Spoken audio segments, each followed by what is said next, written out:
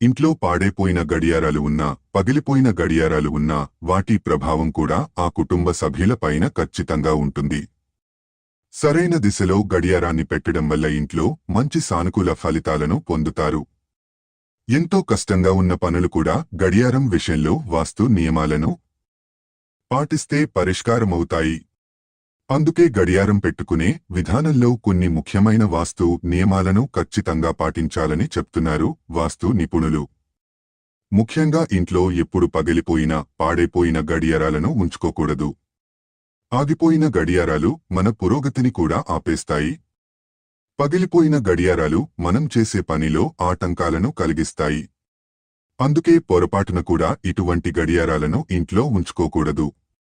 ఇక గడియారాన్ని సరైన దిశలో ఉంచితే శుభ ఫలితాలు వస్తాయి. పెట్టకూడని ప్రదేశాలలో పెడితే ప్రతికూల ఫలితాలు వస్తాయి.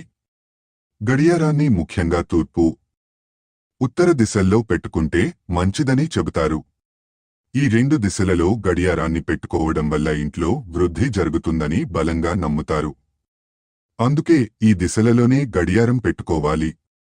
పొరపాటున కూడా దక్షిణ దిశలో ఉన్న గోడపై గడియారాన్ని పెట్టకూడదు. దక్షిణ దిశలో ఉన్న గోడపై గడియారాన్ని పెడితే ప్రతికూల శక్తి వస్తుంది.